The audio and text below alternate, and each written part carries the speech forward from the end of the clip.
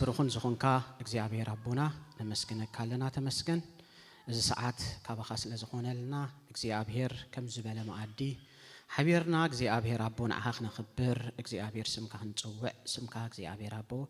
ልዕል ክነብል እግዚአብሔር አቦ ስለ ዝረዳእኻና ንስኻ ምሳና ስለ ዝኾንካ ጎይታ ተመስገን እቲ ዝተቀበልናካ ሰዓምናካ ኢየሱስ ስኻሙን ስለ ዝኾንካ ዝተአመንናካ እሙን ዝኾንካ ኢየሱስ ዝተኸተልናካ ዘመንና ህይወትና ክንስዕበካ ዝወሰና እሙን ጎይታ ኢየሱስ ነመስግነካ ኣለና ንስኻ ክቡር ስለ ዝኾንካ ክበር ንስኻ በይንኻ ብቁዕ ስለ ዝኾንካ በህይወትና ጎይታ ተመስገን ንስኻ ቅዱስ አምላኽ ኢኻ ሓያል ኢኻ ሃሌሉያ እግዚአብሔር ሕጅውና ምዝራብና ንስኻ ምሳና ክትከውን እግዚአብሔር አቦነ ልባትና ንስኻ ክትዛረብ ንኣኻ ሓሊፍና ነበካ ኣለና ጉባኤና ንስኻ ሕለፎ ብሽም ኢየሱስ ስም አሜን አምላኽ ይመስገን መበገሲ ጥቕስና ነዚ ክልተ ሰንበት እንመሃሮ ኣብ ዕብራውያን ምዕራፍ 4:14-15 ዘሎ ክፍሊ እዩ እዚ ክፍሊ እዚ እንታይ ዝብል ደጊም ብዘይ ሓጢያት بكل خمس خمانا اتفتنا ينبر بدخامنا خدنقصلنا زي كاللي كان يبلنا نمو بالسمايات زحلفه عبيلي كان يسوس ود املاخ كبحالونا مئماننا نصنا زبل حسابي مالتي سلازي مبغسينا طقسنا ازي كخون سلا يسوس كريستوسنا حبيرنا كنري مالتي سلازي سلا يسوس كريستوس كنزارب كلنا سلا يسوس كريستوس كنمصن كلنا نمردو كبيد كوينو اي مسلنني مخنياتو زطعمنا يهيوت سلازخونه يسوع كريستوس نفس وكفنا ابزلنا حنت معلتي تنكيفنا ونشطنا لبنا رتيو زمصانا سبات سلازخونا يسوع كريستوس نمردا كبيد الى ايوسلوني مالتي مخنياتو كل نغرنا مني يسوع كريستوس مالتي مصحف قدوس اندحرينايو كمجمريا كسام وداتا سلا يسوع كريستوس راح يزارب مالتي سلازي يسوع كريستوس انتايلوم نتن هيوت نتن صحفاس انت تقبرون عليكم بان هيوت زركم مسيلكم انت تقبرون عليكم تمرامرون عليكم يلو نساتن ግን سلين ززارب هايلو مالتي سلازي مصحف قدوس ابزصنعنالو مصحف قدوس امنن ببلو املاخنت ناي غويتنا يسوع كريستوس نغسنتو كننتو اتي ملوكوتاو حيلو إيو مصحف قدوس زمرنا زريئنا مالتي ناي غويتنا يسوع كريستوس አገልግሎቱ ፍጹም ሰብ መሆኑ ፍጹም አምላክ መሆኑ እትባህሪው ክብር አምላክ መሆኑ ኣብ መጽሐፍ ቅዱስ ተዘርዚሩ ንረኽቦ ማለት ወንጌላትና አብነት አፍተ ኔክስት ላይ ተኸና ወንጌላትና አብነት ተሪናዮም ወንጌላት እንደራጽኝናዮም ወንጌላት ንባዕሎም ስለ ጎይታና ኢየሱስ ክርስቶስ ይምዝዛረቡ ማለት ስለ ንግስነቱ ይነግሩና ኢየሱስ ክርስቶስ አገልጋሊ መሆኑ ይነግረና ኢየሱስ ክርስቶስ ሰብአውነቱ ወይ ፍጹም ሰው መሆኑ ይነግሩና ኢየሱስ ክርስቶስ አምላክ መሆኑ ደማ ይነግረና ማለት ስለዚህ ሁሉ መጽሐፍ ቅዱስ ተሪናዮ ስለ ጎይታና ኢየሱስ ክርስቶስ ይዝዛረብ ዛስዋ ህይወትና ሁሉ ጊዜ ዝራአናዮ ዝጣዕምናዮ እንንብቦ እንመሃሮ ኢየሱስ እዩ ማለት ዛስዋ ሁሉ ጊዜ ኣብ ህይወትና ኢየሱስ ክነርእ ዘለና ዛስዋ ሁሉ ጊዜ ኢየሱስ ክንጨኑ ዘለና አገልግሎትና መድረኻትና መዝሙርና ህይወትና ኢየሱስ ጥራህ ከጨኑሎ ምክንያቱ ሲዩ ህይወትና ብኡዝ ጀመረ ብኡዝ ወደ ህይወት ይዘለና ማለት እንታይሉ ኢየሱስ ክርስቶስ አው ብኡ እተኽብርትን አባይን ተስፋ ዝረኸብና አይሉ በክርስቶስ ኢየሱስ ናፍተ ዘለዓለም ህይወት ዝኣተና ናፍተ ኽብርት ተስፋ ተማqalት ዝኾና በክርስቶስ ኢየሱስ ማለት ጾርና መዓልቲ ዝጸውር ኃጢአትና ሁሉ ዝወሰደ ኢየሱስ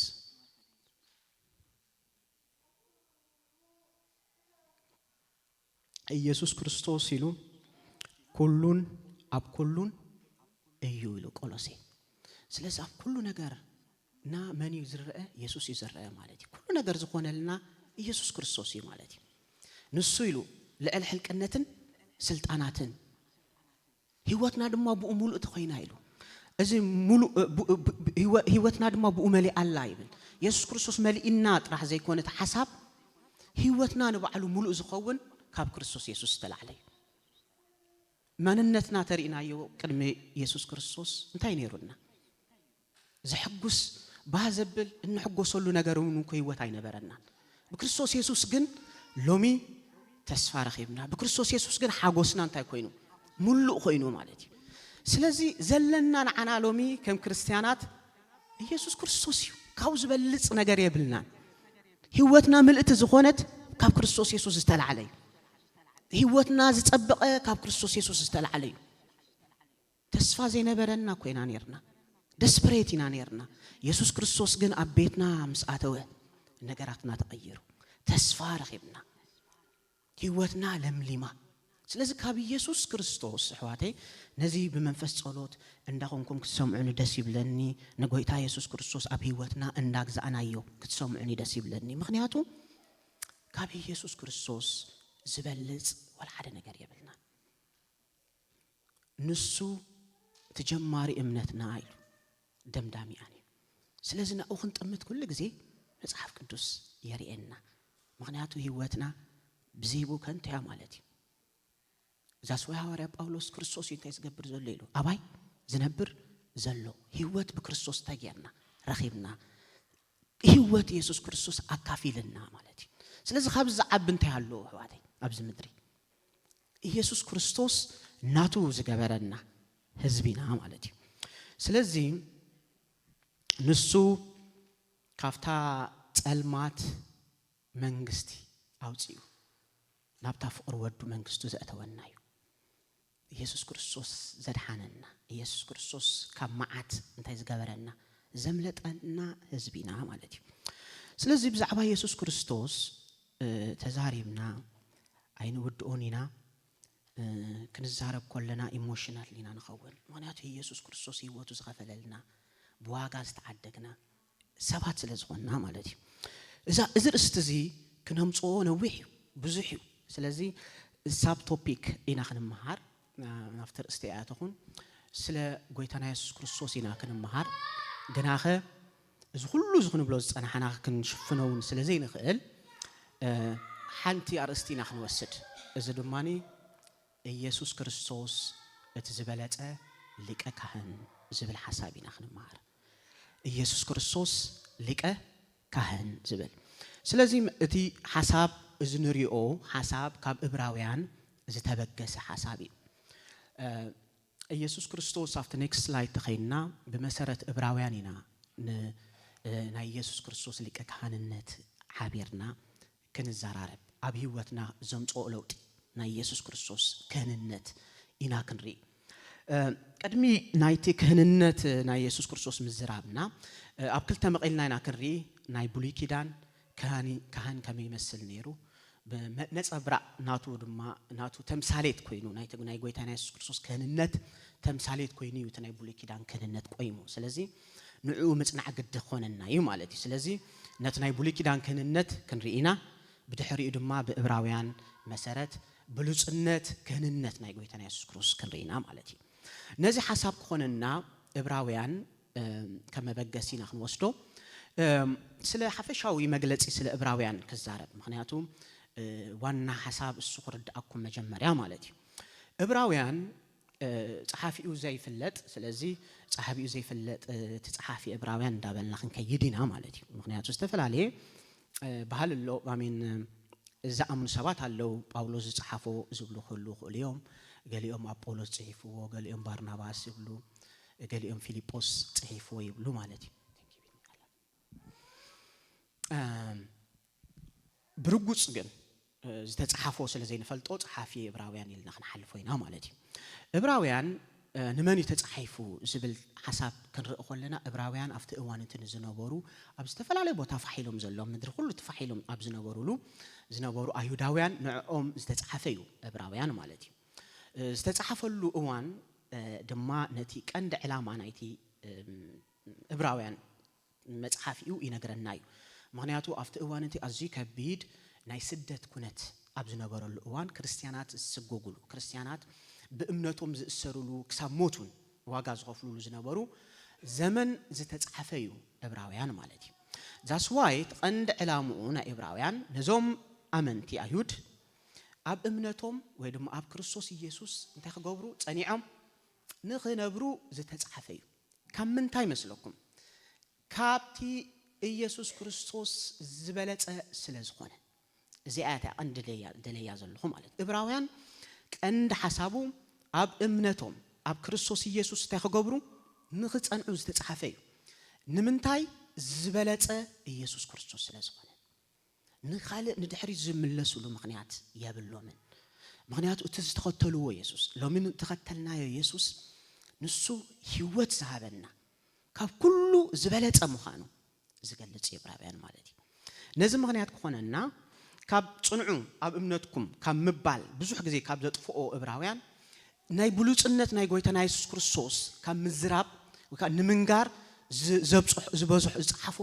ጽሕፈት ይበዝሕ ማለት እዩ ስለዚ ንሓደ ሰብ እመን ካብ ምባል ንኽኣምን ዘኽእሎ ብሉጽነቱ ናይ ኢየሱስ ክርስቶስ ኣብ ክርስቶስ ጽናዕ ክንኽጸንዕ ዘኽእሎ ሓሳብ እዩ እዚ ጸሓፊ ጠቂሱ ማለት እዩ ንኣብነት ክንወስድ ተኾይና እንታይ ኢሉ መስለኩም ኢየሱስ ክርስቶስ ካብ ነቢያት ከም ዝበልጽ ቀደም ነቦታትና ብዙሕ ሰዓት ብዝተፈላለየ መንገዲ ብነቢያት ገይሩ ይዛረብ ነይሩ ሕጂ ግን እግዚአብሔር ብወዱ ገይሩ እንታይ ገይሩ ተዛሪብና ትጸንዐ ቃል ዘለዎ ኢየሱስ ክርስቶስ ስለ ዝበለጸ ነቢ ምዃኑ ይገልጽ ማለት እዩ ኢየሱስ ክርስቶስ ኣፍታ ኔክስት ስላይድ ተኸይና ኢየሱስ ክርስቶስ ድማኒ እቲ ዝበለጸ ካብ መላእኽቲ ከም ዝበልጽ መላእኽቲ ፍጡራት እዮም እዩ ዝብል መላእኽቲ እንታይ እዮም ፍጡራት እዮም ኢየሱስ ክርስቶስ ግና ከም ወዲ ኣምላኽ እዩ እንዳበለ የነጻጽሮ ማለት እዩ ንምንታይ ዘምጾ ዘሎ ብሉጽነት ኢየሱስ ክርስቶስ እዩ ዝገልጸሎም ዘሎ ማለት እዩ ካልእ ኢየሱስ ክርስቶስ ካብ ሙሴ እንታይ ይገብር ኢሉ ይበልጽ ሙሴ እሙን ባርያ ኮይኑ ኣብ ቤት ኣምላኽ እንታይ ይገብር ነይሩ ኢሉ ይዓይ ኢየሱስ ክርስቶስ ግን ከም ውሉድ እዩ ኣብቲ ቤት እንዳበለ የነጻጽሮም ማለት እዩ ስለዚህ ኢየሱስ ክርስቶስ ካብ ሙሴ ይበልጽ ኢየሱስ ክርስቶስ ከአይሉ ካብ ዕረፍት ሰንበት ይበልጽ ወይ ካብ ኢያሱ ይበልጽ ንበሎ ማለት እዩ ምክንያቱ ኢያሱ ናብ ከነአን ናፍታ ናይ ዕረፍት ምድሪ እትይዎም ማለት እዩ ንሳ ግን ዕረፍት ከተቦም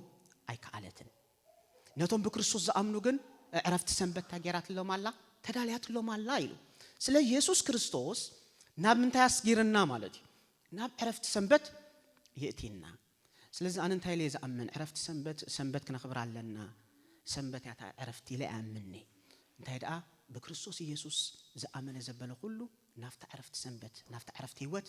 ኣቲና ኢና ማለት እዩ እዚ ጭብጢ ዝኾነና ክፍል እዩ ማለት እዩ ስለዚህ ካብ ግብርና ዓሪፍና ኢየሱስ ክርስቶስ ናብ ዕረፍቲ ይእቲና ኢየሱስ ክርስቶስ ማለት እዩ ብድሕሪኡ ኢየሱስ ክርስቶስ እቲ ዝበለጸ ሊቀ ካህን ኢሉ ማለት እዚ እዩ ሎሚ ኣርእሰይ ደልየ ዘለኹም ኢየሱስ ክርስቶስ ድማ እንታይ ኢሉ ዝበለጸ ሊቀ ካህን ኮይኑ ኣብ ሰማይ ኣብ ዙፋን ኣምላኽ ኮይኑ ይጣበቀልና ኣሎ ኢሉ እዚ ኩሉ ዘምጽእ ዘሎ ንምንታይ እዩ ተሓሳብ ኣብ ክርስቶስ ኢየሱስ ጸኒዖም ንኽነብሩ ማለት እዩ ምስቲ ክህንነት ምስ ስርዓት ክህንነት ዝተኣሳሰረ ድማ እንታይ እዩ ኩሉ ግዜ ተሪእንክሞ ኪዳን እዩ ስለዚህ ኢየሱስ ክርስቶስ ናብ ዝበለጸ ኪዳን ይእቲና ኢየሱስ ክርስቶስ ናፍታ ዝበለጸት ሰማያዊት ቤተ መቅደስ ኣትዩ ኢሉ እቲ ካህን ኣብ ዓመት ሓንሳብ ኣብታ ቅድስተ ቅዱሳን ይኣቱ ኢየሱስ ክርስቶስ ግን ሓንሳብን ንሓዋሩን ናፍታ ሰማያዊት ቤተ መቅደስ ሒዝና ኣትዩ ኢሉ ማለት እዩ ስለዚህ ዝበለጸት ቤተ መቅደስ ኢየሱስ ሒዝና ኣትዩ ቀፂሉ እንታይ ይብል ኢየሱስ ክርስቶስ ድማኒ እቲ ዝበለጸ መስዋዕቲ ደም ኣፍሲሱ ስለዚህ ሎሚ ንሪኦ እታ ሊቀ ካህን ትብል እቲ ዝበለጸ ኪዳን ናብ ዝበለጸ ቤተ መቅደስ እታ ዝበለጸ መስዋዕቲ ዝብላ ኣርእስቲና ሓቢርና ክንርኢ ማለት እዩ ኦኬ ሶ ነዚ ካበልና ስለዚህ ናይ ዕብራውያን ሓፈሻዊ ትሕዝቶኦ ከምዚ ይመስል ማለት እዩ ስለዚህ ሽዑ ቀፂሉ ተማለ ሰንበት ንምሃር ነርና ኣብ ዕብራውያን 11 ኣብነት ናይ እምነት ኣቦታት ካብ ዝተፈላለዩ ጀነሬሽን ኣብ ዝተፈላለዩ ኢራ ዝነበሩ ማለት እዩ እንታይ ገይሩሎም ገሊጽሎም ኣብነት ይቦም ስለዚህ እዚ ምስተዛረበ እንታይ ኢሉ ሽዑ ናፍቲ ጀማር እምነትናን ደምዳሚኣን ኢየሱስ ንጠምት ኢሉ ማለት እዩ ብኡ ከዓ ዕብራውያን ደምዲምዎ ስለዚህ ሎሚ ብሉጽነት ናይ ጎይታና ኢየሱስ ክርስቶስ ኢና ሓቢርና ክንርኢ ማለት እዩ ካብ ኢየሱስ ክርስቶስ ሕዋተይ ናይ ሓቂ ዝብለኩም ዝበልጽ የልብልና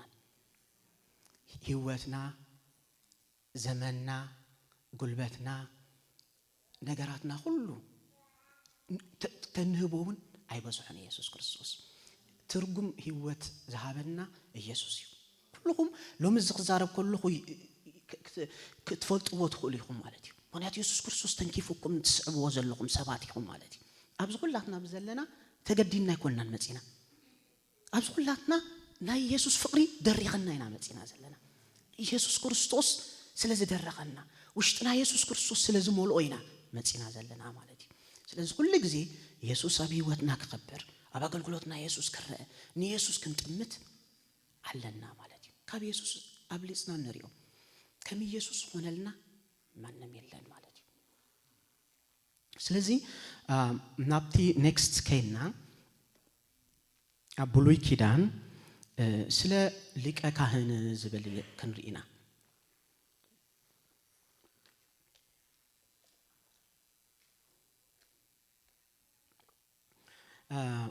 ሓደ ባህርያት ወይ ከአገልግሎት ናይቲ ብሉይ ኪዳን ሊቀ ካህን ክንርኢ እንዲና ንዕኡ ከዓ ኢየሱስ እንሱ ተምሳሌት ናይቲ ናይ ጎይታና ኢየሱስ ክርስቶስ እዩ ማለት እዩ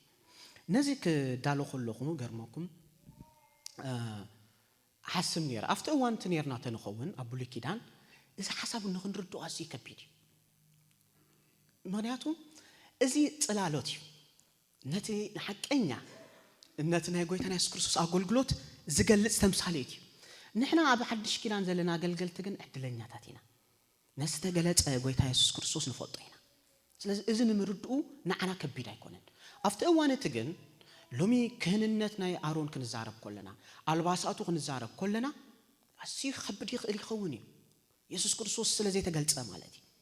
ንሕና ግን ኣብ ናይ ሓድሽ ኪዳን ዘለና ግን ኣብ ዝተገልጸ ኢና ንነብር ዘለና ስለዚ ርኢናዮ ኢና ኢየሱስ ክርስቶስ ክኾኖ ክገብሮ ስለዚ ኣናዮ ንዓና ንምርድኡ ከቢድ ኣይኮነን ማለት እዩ ኦኬ ስለዚ ናይ ብሉይ ኪዳን አገልገልቲ ካህናት ዝነበሮም ዕዮ እንታይ መስል ዝብል ሓሳብ መጀመርያ ክንርኢ ቀዳማይ እዞም ናይ ብሉይ ኪዳን ወይ ከዓ ሊቀ ካህን አሮን ናይ መጀመርያ ስለዚ ናይ አሮን ክህንነት እንተበልና ወይ ናይ ሌዊ ክህንነት ክንብል ንኽእል ኢና ማለት እዩ እዚ ካህን ካብ ነገድ ሌዊ ዝመፀ ካህን እዩ እቲ ቀዳማይ አገልግሎቱ ኩሉ ግዜ መዓልቲ ዝግበር ዕዮ ኣብታ ቤት መቅደስ ምስትንባሪ ማለት እዩ ስለዚ ኣብቲ ቅዱሳን ቦታ ዘለዋ ኣለዋና ንሳተን እቲ መዓልቲ ዝኣትዎ ማለት እዩ መዓልቲ ናፍታ ቅዱሳን ቦታ ይኣትዩ ካህን ከኣቱ ከሎ እቲ ቀዳማይ ዕይኡ ዕጣን ኣሎ መስዋዕት ዕጣን ኩሉ ግዜ ናይ ንጎን ናይ ምሸትን ያዕጥን ማለት እዩ ኣብኡ ከዓ እንታይ ኣሎ ማኖራ ወይ ከዓ ቀንዴል ኣሎ እዚ ቀንዴል ሓንቲ ሶርስ ወይ ከዓ ብርሃን ናይቲ ቤት መቅደስ ንሳጥረያ ስለዚ ኩሉ ግዜ እዛ ቀንዴል ክትነድድ ክትቃጸል ኣለዋ ስለዚ እቶም ሊቀ ካህን ሓላፍነት ኣሎ ኩሉ ግዜ ዘይት እንዳወሰኸ ኩሉ ግዜ ከም ትነድድ ምግባር ማለት እዩ ካልእ እቲ ሾው ብሬድ ንብሎ እቲ ናይ ምርአ እንጌራ እቲ እንጌራ ድማ 12 ሕንባሽ እንጌራ ኣሎ ካብዚ ድማ እቶም ሊቀ ካህን ኩሉ ግዜ ሰንበት እንታይ ገብሩ ማለት እዩ ነቲ በሊዖም ነቲ ሓድሽ ይስንክቱ ማለት እዩ እዚኦም ካቶም ቁሓይት ዝበሃሉ ወይ ከዓ ዝተፈለዩ ነገድ ካብ ሌዊ ዘርኢ ንሳቶም ሪስፖንሲብል ወሲዶም የስተናብሩ ማለት እዩ እዚ ተቀዳማይ ናይ ዕዩ አገልግሎት እዩ ናይቲ ሊቀ ካህን ካልኣይ እቲ ዓብይ አገልግሎቱ እቲ ኣብ ኔክስት ስላይድ ኸይድካ the day of atonement ንብሎ ወይ ከዓ እታ መዓልቲ ምትዕራቕ እንብላ ኣብ ዓመት ሓንሳብ እትካየድ እያ እዚ እቲ ካህን ኣብ መንጎ ኣምላኽን ኣብ መንጎ ሰብን ኮይኑ ስለ ሓጢያት እቲ ካህን ስለ ሓጢያቱን ስለ ሓጢያት እቲ ህዝብን ኣብ ቅድሚ ኣምላኽ ዝቐርበሉ ግዜ ማለት እዩ ስለዚ ኣብዚ እዋን እዚ እቲ ሊቀ ካህን እቲ ኩሉ ግዜ ዝገብሮ ኣልባሳት ኣይገብርኒ እንታይ ዳ ብጻዕዳ ሻሽ ልብስ ጥራሕ ገይሩ ካኣቱ ዘለዎ ድሓር ክንርኢና እሱ ትርጉሙ ንዕኡ ሒዙ ኣብ ቤት መቅደስ ኣብታ ቅድስተ ቅዱሳን ይኣቱ ማለት እዩ ቅድስተ ቅዱሳን ከኣቱ ከሎ እዚ ካህን እዚ መጀመርያ ስለ ህይወቱ ምክንያቱ ናይ ብሉይ ኪዳን አገልገልቲ ሊቀ ካህናት ቅዱሳት ስለ ዘይኮኑ ከም ኢየሱስ ክርስቶስ ስለ ዘይኮኑ ስለ ሓጢያቶም ኩሉ ግዜ መስዋዕት ክገብሩ ግዴታ እዩ ስለዚህ እንታዩ መጀመሪያ በዕራይ ስልዩ ስለ አሮንን ስለ ቤተሰቡን መስዋዕት ኃጢአት ከገብር ግዴታ ይፍትዋን እንተ ማለት እዩ ብድሕሪኡ ድማ ክልተ ድዑል ወሲዶም ብዕጫ ሓደ መስዋዕት ኃጢአት መስዋዕት ይገብሩ እቲ ሓደ ድማኒ ኣብ በረኻ እንታይ ይገብርዎ ማለት እዩ ይሰድብዎ ማለት እዩ ዓዛዜል ይብሎ ወይ ካስኬፕ ጎት እንብሎ ማለት እዩ ይኸይድ ኣብ በረኻ ማለት እዩ ከምዝ እንዳገበረ ድማ እቲ ሊቀ ካህን አገልግሎቱ ይኸይድ እዚ ሓስቦ ከለቁ እዚ ስርዓት እዚ እዚ አገልግሎት I don't know አይተጻሐፈን ናተይ መረዳእታ ክብሪኦ ከለሁ ግን ካብ ሓደ ሰዓት ዝበዝሕ አገልግሎት አይገብር ንፍቲ ቅዱስ ቅዱሳን አነ ነዚ ክሪየ ከለሁ ማለት እዩ ያአቱ ዕጣን ይዓጠን እቲ ደም ድማኒ እንታይ ይገብር ማለት እዩ አፍቲ ቅዱስ ቅዱሳን ይነጽግ ማለት እዩ እዚ few minutes ዝወስድ ማለት እዩ ስለዚህ ኣብ ዓመት ሐሳብ ያአቱ ንዝተወሰነ ደቃይቅ አትዩ አፍቲ ቅዱስ ቅዱሳን አፍቲ ናይ እግዚአብሔር ክብር ህልውና ዘለዎ ነቲ ህዝብ ሁሉ ወኪሉ ያአቱ ማለት እዩ እዚ እቲ ሓደ ስራሕ ናይቲ ሊቀ ካህን ማለት እዩ ካልእ ስራሕ ናይቲ ሊቀ ካህን ነዚ ክብል ከለኹ ሕጂ ርዳእኩም ይኸውን ማለት ናይ ጎይታና ኢየሱስ ክርስቶስ ነጸብራቕ ምዃኑ ይበርሃልካዩ ማለት ድሓር ክንሪኤና ግን ኢየሱስ ክርስቶስ ነዚ ብዝበለጸ ከም ዝገበሮ ክንሪኤና እቲ ሳልሳይ ምፍራድ እዩ እዚ ሊቀ ካህን ጃጅመንት እንብሎ ወይ ከመሪሕነት ይቅበል በስተፈለየ አልባሱ ካፍተ አልባሱ ዝተፈለየ ሳንቃ አፍ ልቢ ዝብሎ እዚ ሳንቃ አርባዕተ አንጎሎ ዘላ 42 አማን ዘለዎ ከም ሳንጣ ይዝመስል አኡ ኡሪምን ቱሚምን ዝበሃል እዚ ኡሪምን ቱሚምን ብንጹር ስለዚህ ተገልጸ ምንዲዩ እንታዩ ዝፍለጥ ነገር የለን እዚ ግን ንምንታይ ጠቅሞም ነይሩ ንፍርዲ መሪሕነት ካብ አምላኽ ንኽበሉ ማለት እዩ አምላኽ ብኡ መሰረት ይዛረቦም ከም ዝነበረ ነቶም ሊቀ ካህን ስለዚህ እቲ ዓቢይ ካልእ ስርሑ ዝሊቀ ካህን መሪሕነት ይቦም ማለት እዩ ነቶም ደቂ እስራኤል በትንሱ ዝሓወ መሪሕነት ድማ እቲ ህዝቢ እንታይ ይገብር ይጓዓስ ማለት እዩ ፍቃድ አምላኽ እንታይ ይገብሮም ማለት እዩ ይፍልጦም ማለት እዩ ካልእ እቲ ምምራ ወይ ከዓ ምብራኽ ማለት እዩ ናይ ምብራኽ አውቶሪቲ ስልጣን ድማ ነይርዎ ሊቀ ካህን ሓደ ግዜ እግዚአብሔር ንአሮን እንታይ ኢልዎ መስለኩም ከምዚልካ ንደቂ እስራኤል ሲ ንሙሴ ማለት እዩ ንአሮን ሲ ከምዝበሎ ከምዚልካ ንደቂ እስራኤል እንታይ ግበሮም ባርኮም ኢልዎ እግዚአብሔር ይባርኽካ እግዚአብሔር እንታይ ግበር ይሐሉኻ እግዚአብሔር ገጹ ይምለሰልካ እግዚአብሔር ጸጉ ይሃብካ እግዚአብሔር ገጹ ይምለሰልካ እግዚአብሔር ሰላሙ ድማ ይሃብካ ኢልካ እንታይ ግበሩ ኢልዎ ባርኮ ኢልዎ እዚ በረኸት እዚ ቀሊል በረኸት አይኮነን ስልጣን አሮን ተዋሂቦ እንደቅ እስራኤል ከባረኽ ማለት እዩ ስለዚህ በዚ አገልግሎቱ እዚዩ ሊቀ ካህን ኩሉ ግዜ ኣብ ቅድመ አምላኽ ኣብ መንጎት ህዝብን ኣብ መንጎ አምላኽን ኮይኑ ዘገልግል ዝነበረ ማለት እዩ ኦኬ እቲ ሓምሻይ ሓሳብ ክንሪኦ ዝደልዮ ኣብዚ እዋን እዚ ድማ እቲ ክዳውንቲ ናይቲ ሊቀ ካህን እዩ ማለት እዩ ስለዚህ ነዚኦም ክዳውንቲ 6 እዮም አትሊስት ሓደ በሓደ ክንሪኦ የሚናሎም አንተ ማለት እዩ እግዚአብሔር ድማ ንሙሴ ስፔሲፊካሊ በሐበሬታ ማለት እዩ ዲቴይል ማለት እዩ ሓንቲ ከየጉደለ ኩሉ መልእኽቲ ስለ ዘለዎ ማለት እዩ ክንሪኤና ነው ማንቲ አልባሳት ነቲ ሊቀ ካህን ተግበረሉ ኢሉ ግበረሉ እቲ ሊቀ ካህን በዘይ ካዚ አልባሳት ከገልግል አይክእል ሓደ ማለት እዩ ብጀካ አፍታ ቅድስተ ቅዱሳን ኣብ ዝኣትወላ እዋን ኣብ ዓመት ሓንሳብ ነታ ጻዕዳ ይገብር ማለት እዩ ካልእ ግን ነዚ ትሪእዎ ዘለኹም አገልግሎትኩም ዝመስል ማለት እዩ ተምሳሌቲ ሲልና ዘምጻያና ማለት ንመረዳእታ ግን ሒዙ ይኣቱ ማለት እዩ ስለዚህ እዚ አልባስ ከም ዝመስል ንኽብርን ንገጽን ኢሉ ከም ተሰርሐ መጽሐፍ ቅዱስ ይነግረናዩ ኩላትና ኣብ ዘጻአት ምዕራፍ 26 መጽሐፍ ቅዱስና 28 ከይና ሓቢርና ክንሪኤና ማለት እዩ ሓደ በሓደ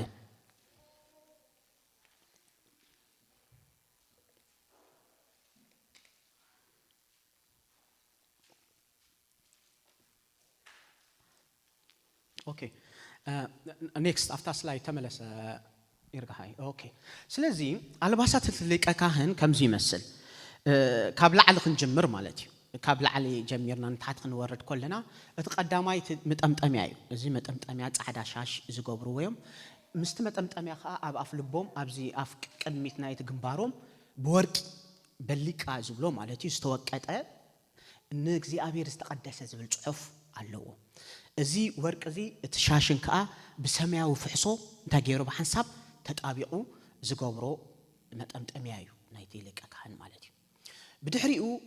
تليكا كاهن حاتير سر كابزي كساب بركو زبصح خا صعدا خدان وشتي يغبر مالتي بدحريو صعدا مولو زي صعدا مولو بتي حدا سايد تريو زلخم صعدا بشاش صعدا تسرحه مولو وصو مالتي كساب ايدو كساب صاف يخدن تكاهن مالتي اذا دماني اذا تريو زلخم عنط وراي قمش تحتي إلو يتقولوا مالتي بدحريو أزي كاهن سماوي وجو سماوي كمش إفود زبلو مالتي أزي سماوي نا إفود كمش وجو سماوي قالوا حدا زي بقولوا حتصير إيدو يجبر تليك كاهن مالتي أتي سماوي كدان أب تحتيو انتهالوا مسلكم pomegranate ويكا رومان زي رومان فرا رومان بورك تسرحق قاچل بورك تسرق قاچل رومان قاچل رومان دال ززورو مالتي كا አለወት خدان مالتي نزي يغبر تليق كان بدحريو تليق كان انت يغبر تي ايفود زبحال يغبر زي ايفود بزغرم بيد تتلمس تسرحي እግዚአብሔር each and every detail ከሚገርኩም ስራህ ዘሃቦይ زي ايفود بورك تسرح خداني بورقي بسمياوي حبري بسكارلت ويك ابربل مالتي بقيح استسرحي مالتي كم تريوتي ايفود زي ايفود نتحتي زغبري ازي ناي قدميت كدانو اتي ناي دحريت كدانو نايت ايفود دما امونكبو باونيكس بحال صليم امني كبور امني تتحيزو استسرحي ابزي صليم امني نتوم نجد اسرائيل بب ادميوم ويكا بب تولدوم شد شبزي تصحيفمو يتسكيموم تليق كان نابت بيت مقدس ياتو مالتي اتي ايفود كا اما اخل افلبو تاريخمو اربعه انغولو تمثلالا زي اربعه انغولو سانقا افلب نبلا مالتي ذا سانقا افلب دما 12 امان نا ايتش نجد ريبريزنت زغبر اب افلبو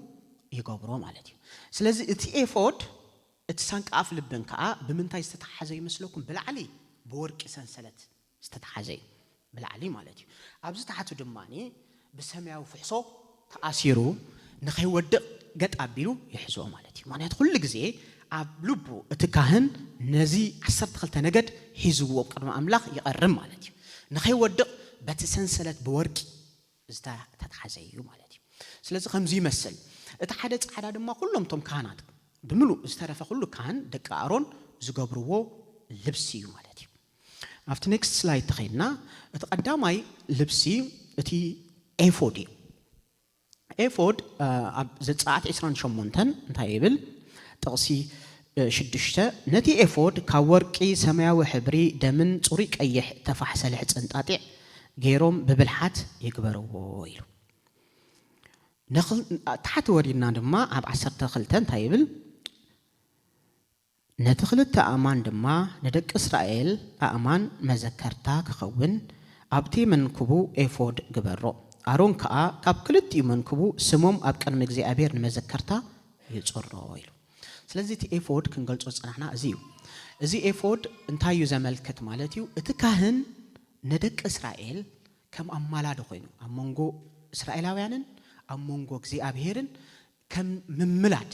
ንዕኦም ጼሩ አሞንክቡ ኣብ ቀድመ አምላኽ ሒዝዎም ይቀርብ ማለት እዩ ስለዚህ እዚ ተቀድም ይስጠር ናይቲ ኤፎድ ኮሙ ድማ ናዕና ሎሚ ኢየሱስ ክርስቶስ ተሊቀ ካህንና ሐሳብና ሐዋሮን ሒዝና ኣብቲ እግዚአብሔር ዘለዎ ኣብቲ እግዚአብሔር ዝርከቦ ክብሪ ቦታ ሒዝና ኢየሱስ ክርስቶስ አትዩ ማለት እዩ እዚ ሊቀ ካህን ኣብ ዝተወሰነ እዋን ዘአቱ ኣብቲ ቅድስተ ቅዱሳን ኣብ ዓመት ሐሳብ ይአቱ ኢየሱስ ክርስቶስ ግን ሐሳብን ንሐዋሮን ሒዝና ጾርና ዝጾረ ሸኽምና ዝተሸከመ ኢየሱስ ሒዝና ናብ አምላኽ ይቀርብ ማለት እዩ እዚ መግለጽ ናይቲ ተምሳሌት ናይቲ ኢየሱስ ክርስቶስ ሎሚ ልቀ ካህን ኮይኑ ዘገልግሎ ኣብ ሰማያት የመልክት ማለት እዩ ኤፎድ እቲ ቀፂሉ ዝመጽእ ኔክስት ስላይድ ሳንቃ ኣፍ ልቢ እዩ ሳንቃ ኣፍ ልቢ እዚ ሳንቃ 4 አንጎሎ ዝመስል ብብልሓት ተገበረ ኢሉ ኣብ 15 ዘጻአት 28 ዲና ዘለና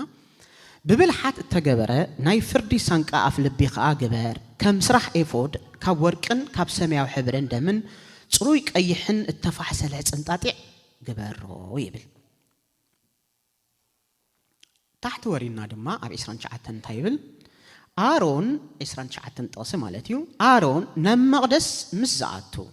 ነቲ ስም ደቂ እስራኤል ኣብቲ ናይ ፍርዲ ሳንቃ ኣፍ ልቢ ገይሩ ወርትግ ኣብ ቅድሚ እግዚአብሔር ንመዘከርታ ክኸውን ኣብ ልዕሊ ልቡ ይጽሮ ኢሉ ስለዚ እንታይና ንብል ዘለና እዚ ሳንቃ ኣፍ ልቢ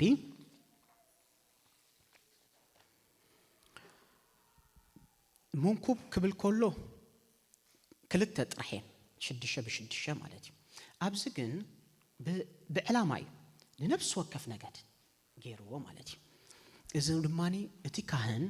أبكر ما أملاك كجلجل كله نتوم دك إسرائيل بفقري بحاليوت بدنجات زتل على خجلجل سنزلوه كل جزء أبهر by purpose مالتي أبلبو لنفس وقفهم مالتي زي أبهر كم تنعنا نفس وقف ناس فلت أنا مالتي نفس وقفنا بقلنا يسوس نتغيرنا فكرنا مالتي سلازي نفس وقفهم ابلبو تيرو كاتو سلازلو እግዚአብሔር እዚ ትእዛዝ ዝሂቦ مالتي ንዓና ድማ ሎሚ ኢየሱስ ክርስቶስ ንኸይድም ስሰና ንኸይውፃአና ብናይ ዘለዓለም ፍቅር እንታይ ገይርና አፍቂርና ከፍቅርና ሁሉ ንነፍስ ወከፍና ህይወተይ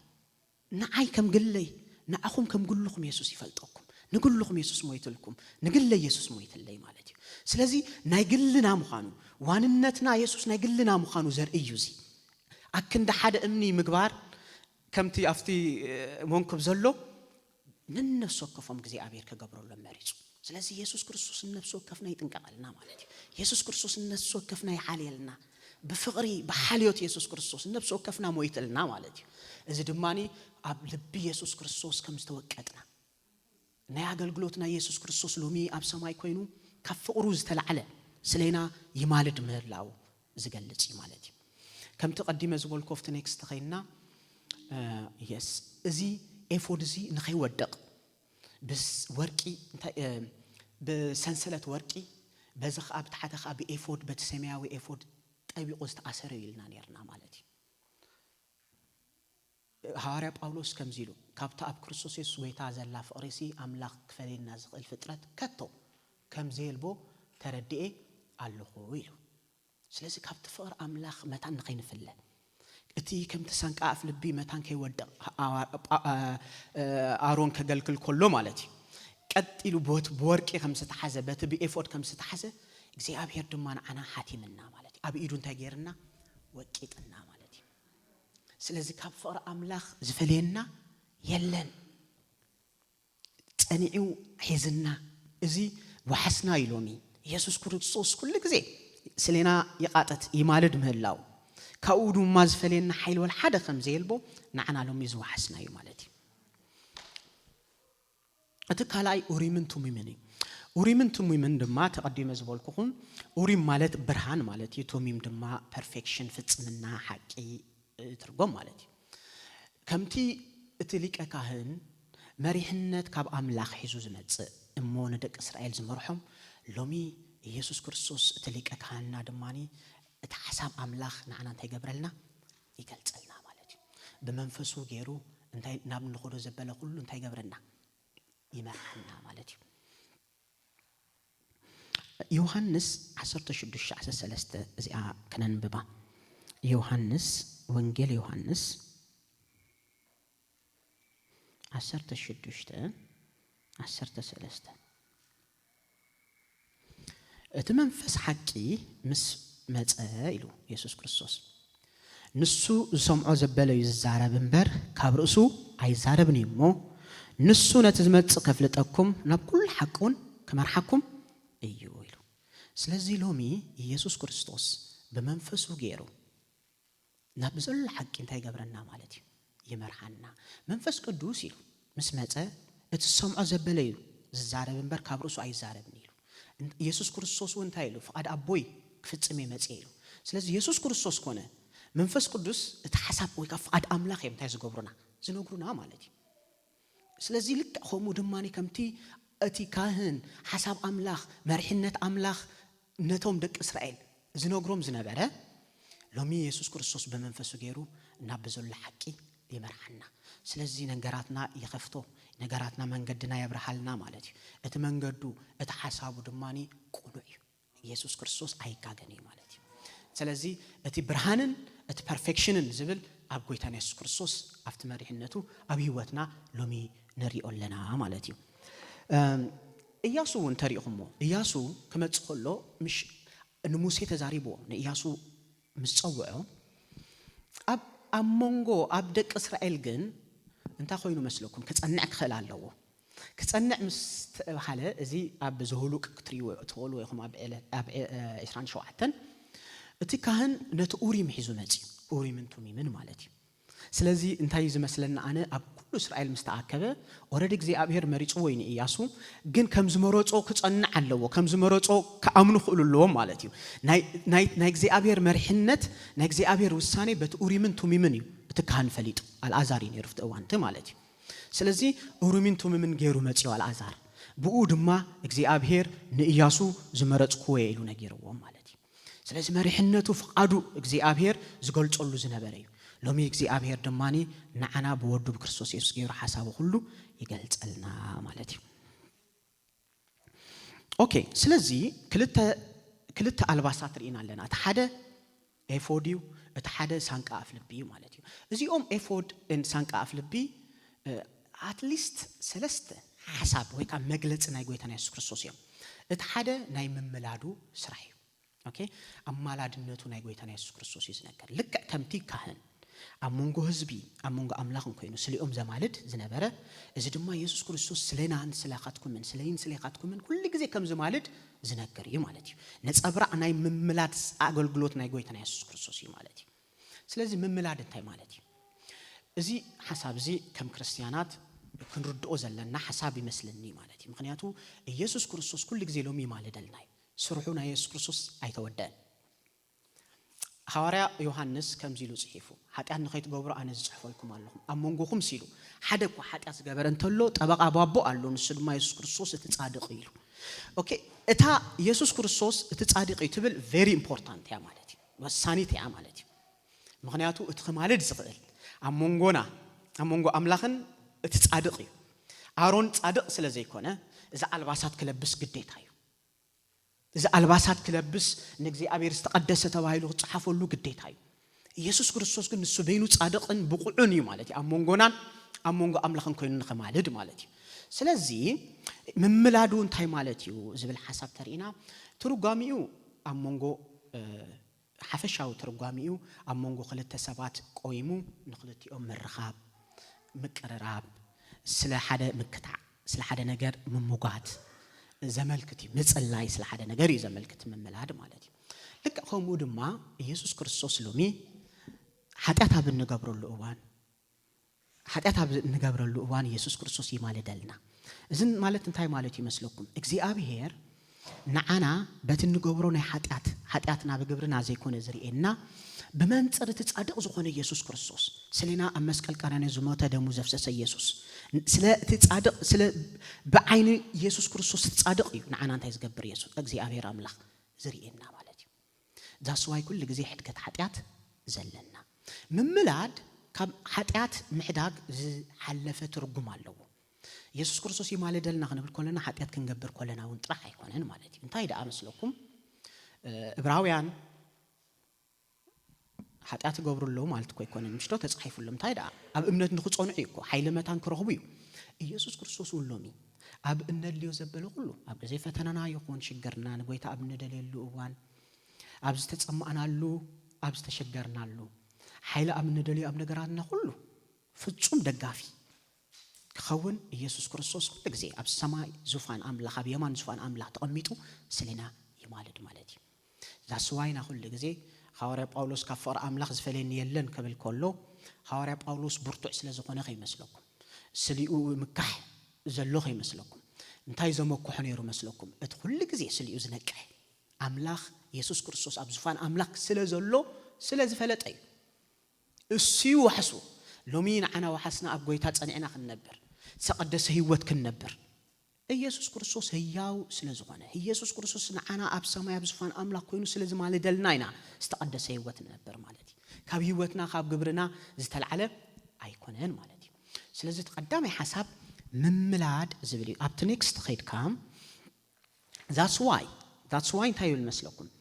أب كلاي كورنثوس بنتصور حدا نجار عم يطلع تاريخهم ما نسو كاب كنز أكل موت أدحينونا يدحنا دم الله ندحرايون كم زدحنا بو تسفا نجبر اللهنا أوكي سلسة مدحن يزقل الزلو مالتي أدحيننا خموت أتينا كريستوس يسوع آمنا له salvation ناي مالتي أتي كالايجن أتي sanctification كل جزء ناي مدحن هيدت استقدسنا أملاخي وتكلونا process كساب تملأت كساب كريستوس نمثل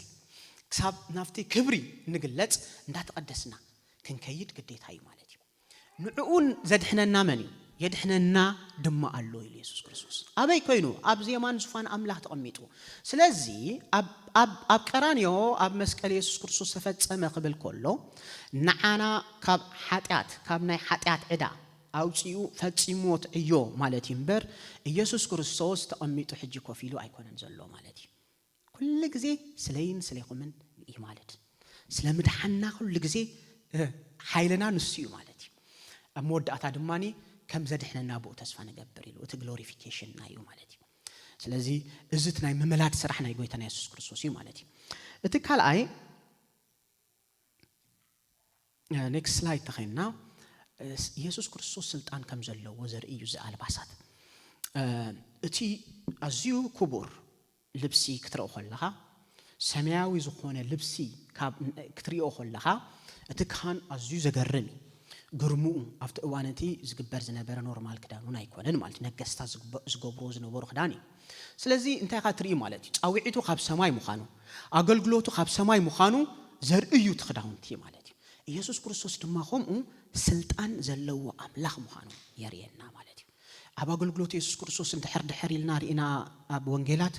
يسوع كريستوس قبل الفترات سلطان زلوا قبل الحاتيات قبل الموت سلطان زلوا قبل الملائكة سلطان زلوا يسوع كريستوس بعد سلطان مخانو زرقيو اتحد لبس دما يسوع كريستوس ملكته على سلطان زلوا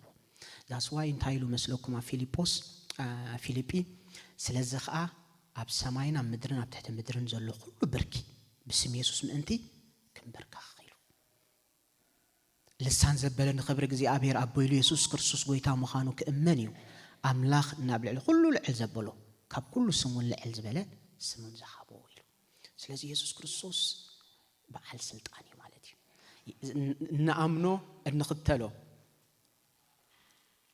زمننا كله خنصعبو زوسنايو يسوع زحفر يسوع ايكونن بعل سلطان يسوع يو قبل الموت دلز قبله قبل الحمام سلطان زلوو قبل الاغاننتي سلطان زلوو حيل زلوو ملوكتاو حيل زلوو يسوع بعل سلطاني مالتي اتي سالساي دما كبر املاخ زرئيو زي لبسي اتي ايفود اتي سانقا افلبي استسرحلو ماتيريال مستوشطاوي نايت بيت مقدس ماتيريال دسيمي انتي مالتي يመስلكم اتي كاهن لبس غيرو ابقن اسرائيل كقرب كله اتي كبر املاخ يحزلهم زنت اتي كبر املاخ يزريو مالتي افت بيت مقدس مچم زات يلن زاتو تكان طرح زاتو مالتي ስለዚህ ተሰብ ኩሉ ጊዜ በደገይ ማለት ስለዚህ እቲ ክብር አምላክ ዝሪእሉ በት አልባስ ነው ያሮኒ እዚ ሰማያዊ በወርቂ ስካርለት ፐርፕል ማለት ይተቀየህ እቲ ውሽጣዊ ናይት ቤት መቅደስ አምላክ ክብር አምላክ ሒዙ ይመጽ ተካን ማለት ኮሞ ድማ ኢየሱስ ክርስቶስ እንታይ ይመስለኩም ክብሪ አምላክ ኢየሱስ ክብር እሱ ነጸብራ ክብሩ ይዝብለና ኢየሱስ ክርስቶስ ስለዚህ ነአቦ እንፈልጠሉ መንገድ ማኒ ኢየሱስ ክርስቶስ ንሱ በባህሪው محرته فقره بمرأي نبون تاجرنا يعني هنا فليتنا يو حدا جزي دك إسرائيل disciple تايلومون يسوع كريستوس فيليبوس تايلو يسوع نبوب بان تاجبرنا يلو RN يلو زغل له مساقم نيرة سجن بور إننا تبلنا يلو إتنا عايز رأينا بخمس رأيه معناته نسو كبر أملاخيو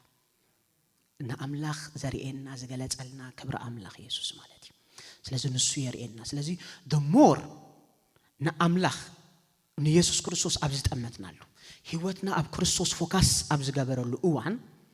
the more نحن خلوا تياب هيوتنا يمت معناته نخبر أملاخ ريو دوز بالسبيل لنا هواتي نخبر أملاخ ريو زي الوقت نجار يلا إذا أبنا تقولنا يسوع كريستوس أب تابور مسكده تريته مستلوت زم سلسته يعقوب يوحنس بطرس ما ننتهم تاجرهم مسلو رسيهم يسوع أبزغ النبر حشنا يلهم كافت كبرنا يسوع كريستوس تلع على مالتي سلسة كبر أملاخ ما ننت كايرس كبر أملاخ انت يمتعل كمالتي نابلوتي يمتعل كمالتي ذات سواء انت يلو مسلوكم نحن كلنا جنا بقول عقد نتكبر قويتا كم بمسيات جرنا نتأمتنا يو كم منفس قويتا كاب كبري ناب تمسلار أيوب نلواتي انتي مالتي مسلكم نتكبر يسوع كم مسيات جرنا مور أبز تأمتنا له يعنتنا قلعتنا نجاراتنا كله أبي يسوع كريستوس أبز جبرنا له أوان كاب كبري ناب كبر خنلوات قديت أيوب مالتي أبجتنا يكونن زرقت كبر حواتي كم أرون كورد كله قلت زنت أبار أيكونن كومي لحجة أي كبات أرني انتي دا ببحرياتنا جنين نلوات أملاخ ندا مسلنا نخيد بحرياتنا يسوع كريستوس أملاخ يمثل ناتو فرن فري مالتي كأوز تلعلى صبوق فرن فري مالتي سلزي يسوع كبري أملاخي كبر أملاخ كنبل كلنا نبو يفلت أنا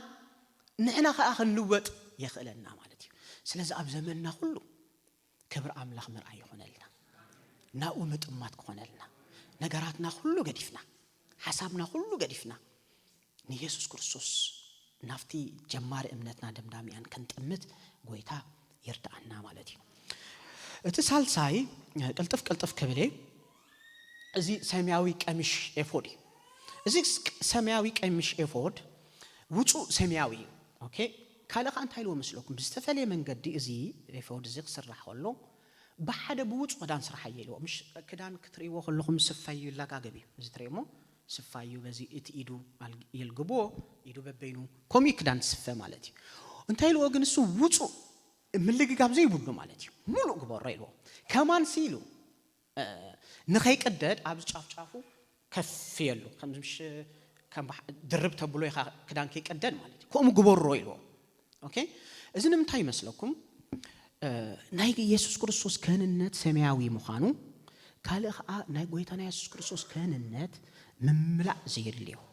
قدولو زي بلو زي لوات زي كداد تكاي زي الليو مخانو نا يسوع كريستوس كاننت نيوتنا مملاد نا هيوتنا ملؤ مخانو قال نطمتلو مخنيات يابلنا نسو ملؤ مخانو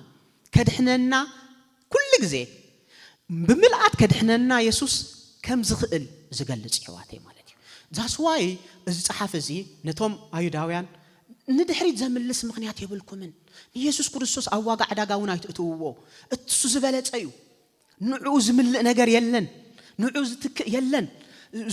زملالون يسوع كريستوس يلن እንዳበለ زاربولم زلو مالتي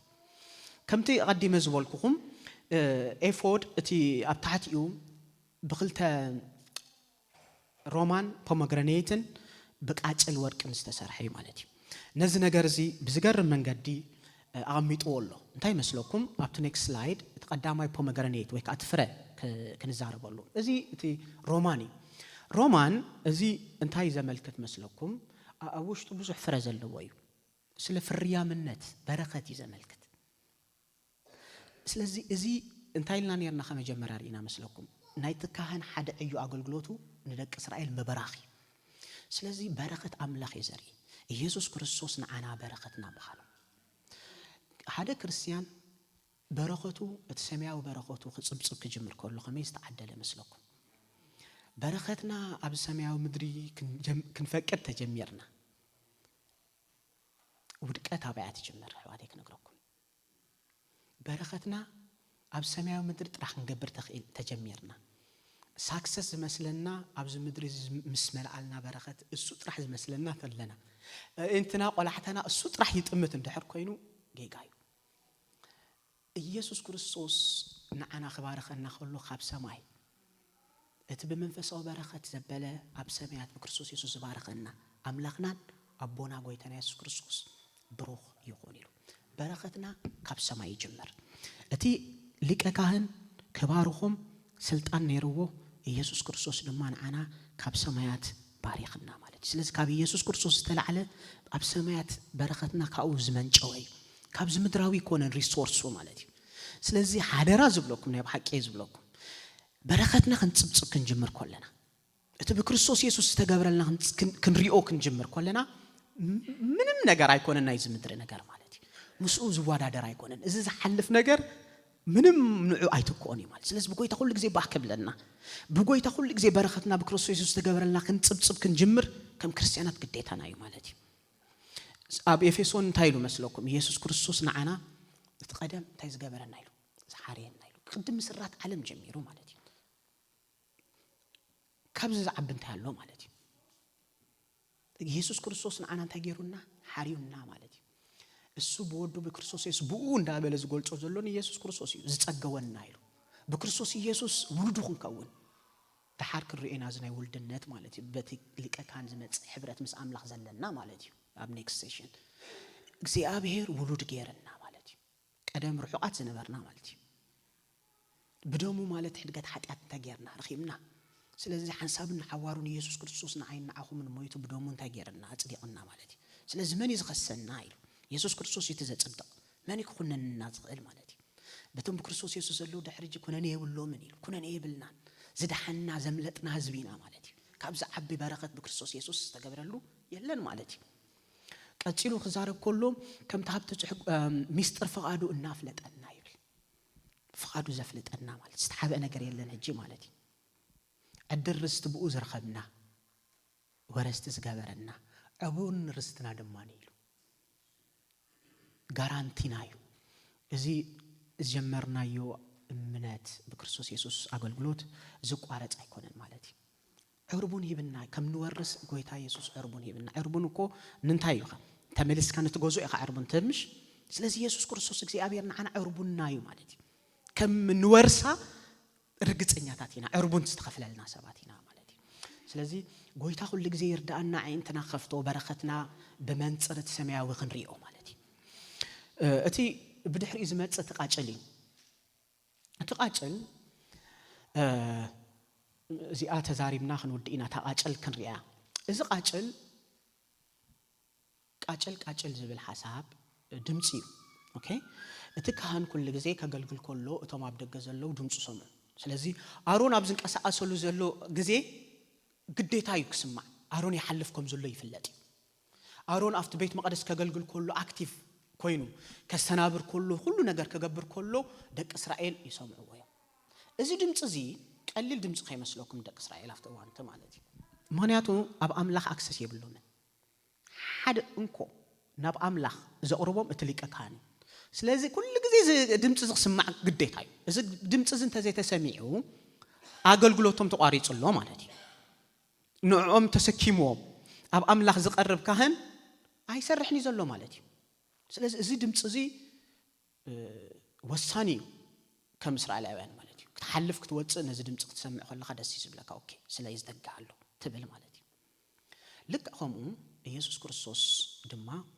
በመንፈሱ ገይሩ እዚ ድምጽ እዚ ንዓና ሁሉ ጊዜ እንታይ ገብረና መስለኩም የስማዓና ኢየሱስ ክርስቶስ ንዓና ንምምላድ ሕዋተይ ኩሉ ጊዜ ከምዘ ይቋረጽ ኩሉ ጊዜ ከምዝተገ አንተ ሰከንድ እንኳን ኢየሱስ ክርስቶስ ከምዘ ይገድፈና ከምዘ ይሐድገና ዝምስክረልና ድምጽ ናይ መንፈስ ቅዱስ ይሲ ማለት እዩ ስለዚህ እሱ ይዋሐስና ንዓና ሎሚ ነዚ ክንዝክር ኮለና ሎሚ ነዚ ተሓስቡ ከለኹም እንታይ ተሓስቡ ማለት እዩ ስለዚ ዝተጋ አምላኽ እኮ ኣለኒ ሎሚ እኮ ኣብ ዘማን ኣብ ሰማይ ኣብ ዙፋን አምላኽ ተቀሚጡ ስለዚ ዝቃትት አሎ እንብል ማለት እዩ ምክንያቱ ኢየሱስ ክርስቶስ ስለና ሁሉ ጊዜ እንታይ ይገብር ማለት እዩ ይሐስብ ዕብራውያን 7:25 ታይሉ መስለኩም ስለዚህ ድማ ይሉ ነቶም ብኡ አቢሎም ናብ አምላኽ ዝመጹ ኩሉ ግዜ ምእንተኦም ክልምን ዝነበር ስለዝኾነ ፈጺሙ ከድሕኖም ይኽእል እዩ እቲ ሓሳብ ኔክስት ክርኢና ተኻለ እታ ኩሉ ግዜ ግን ንሕጂ ጥራሕ ንወስዳ ማለት እዩ ስለዚህ እንታይ የርእየና ማለት እዩ ኢየሱስ ክርስቶስ ኩሉ ግዜ ስለዚህ ተሰዓምናዮ ኢየሱስ ክርስቶስ አይሕፍረናን ይሕዋተይ እቲ ክንክተሉ ተሰዓምናዮ ኢየሱስ ክርስቶስ አይገድፈናን ኩሉ ግዜ አቦቱ ኮይኑ ስለና የማለድን ይቃተተናል ማለት እዩ አምላኽ ይመስገን ስለዚህ ኢየሱስ ክርስቶስ ንዓና እቲ ሊቀ ካህንና እዩ ማለት እዩ ኢየሱስ ክርስቶስ ኩሉ ግዜ ምሳና አሎ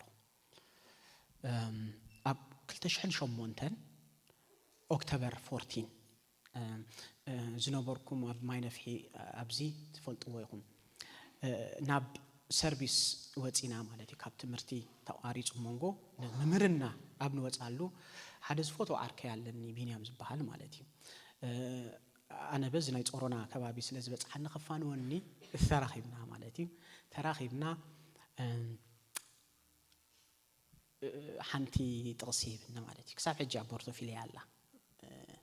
ኦልሞስት እንጂ ከባቢ 18 ዓመት ምስ ያቀሚጠ ያለ እታኒሽ ጥቕሲ እንታይ አትብል መስለኩም በእንግሊዝኛ I will be with you to the very end of the age ትብል ናይ ማቴዎስ ምዕራፍ 28 ጥቕሲ እስራያ እንታይሉ እንሆ ድማ ክሳብ መወዳእታ ዓለም ኩሉ መዓልቲ ምስኻትኩም ትብላ እዛ ሓሳብ እዚኣ ኩሉ ግዜ ልበይ ምስተንከፈቶ ኢየሱስ ክርስቶስ ካባይ ተፈልዩ እዩ አይፈለጥኒ አብ ዘመነይ አብ ህይወተይ አብ ዝኸዶ ዘበለ ሁሉ አይ ፊል ህላውነት ኢየሱስ ክርስቶስ ንስኻትኩም እንከም ትኾኑ ርግጠኛ ማለት ህላውነት ኢየሱስ ክርስቶስ እንታይ ንገብረና ሰንስ ንገብረና ማለት ኢየሱስ ክርስቶስ ሓደ ግዜ ነገራት ከጽልመተካ ከሎ በይነኻ ክትኮን ከለኻ ቁልሕ ክትብል ከለኻ ኢየሱስ ጥራሕ ኩሉ ግዜ ምሳኻሎ ማለት እዩ ከምዚ ኢልኩም ተሓስቡ ትኽእሉ ኢኹም ሎሚ ከምዚ ክገጥመኒ ከሎ መን ምሳይ ደው ይብል ኢልኩም ሓሲብኩም ሓደ ሰብ ምናልባሽ ክልበኩም ይኽእል አይ ዶንት ኖ ግን እሱን ቀጻልነት የብሉን ሕዋተይ ኢየሱስ ክርስቶስ ግን ኩሉ ግዜ አሎ ምሳኹ ኢየሱስ እዚ ድምጽ ቃጨልና ይጎይታና ኢየሱስ ክርስቶስ ግን ኩሉ ግዜ ብልብና ይመስከረልና ማለት እዩ ክንደልዮ ከለና ቀረባና ክንጽውዕ ከለና ዝሰምዓና ኢየሱስ ክርስቶስ ኩሉ ግዜ ህያው እዩ ማለት እዩ ህያው ስለዝኾነ እዩ ድማ ሊቀ ካህንና ኮይኑ ክሳብ ሕጂ ኣብዚ እዋን እዚ ኣብ የማን ዝፋና አምላኽ ኮይኑ ዝማልደልና ማለት እዩ አምላኽ ይመስገን ኣብ ዘለና ያሓፊልና ጸሊና ክንወድኢና ኢየሱስ ተመስገነ ይኹን የማችን እንዳዘመርካልና እስኪ ኢየሱስ ክርስቶስ ከነመስግኖ ኢና ዝተገበረልና ስራሕ በኢየሱስ ክርስቶስ እንዳጸብጸብና እቲ ዘይሓድግ አምላኽ እቲ ዘፍቀረና በዘይ ናይ ዘለዓለም ፍቅሩ ዝሓርየና ኢየሱስ ሃሌሉያ እግዚአብሔር ነመስግነካ ኣለና ኢየሱስ ህያው ስለዝኾንካ ህያው ኢኻ ንብላለና ንስኻ ቅዱስ ስለዝኾንካ እግዚአብሔር ቅዱስ ኢኻ ሃሌሉያ ንስኻ ጻድቕ ሊቀ ካህንና ኢኻ ሃሌሉያ ብኩሉ ከምዚ ኸማና ዝተፈተንካ بنجاراتنا كله تدنجزلنا يسوع سلينا ليتن معلتن التقاتت يسوع نمسكنا كلنا نسخ عبي أملاخي هاللويا ملو فلتت ملو طبا هاللويا زي أبير تمس ملو حبتي ملو مسكن تتعليلو عصرلو قصة كله سدمرو كله كرما كله كبري كله سلطان كله حيلي تتعليلو عبسمولو سمزم بلاسكزو يسوع يسوع يسوع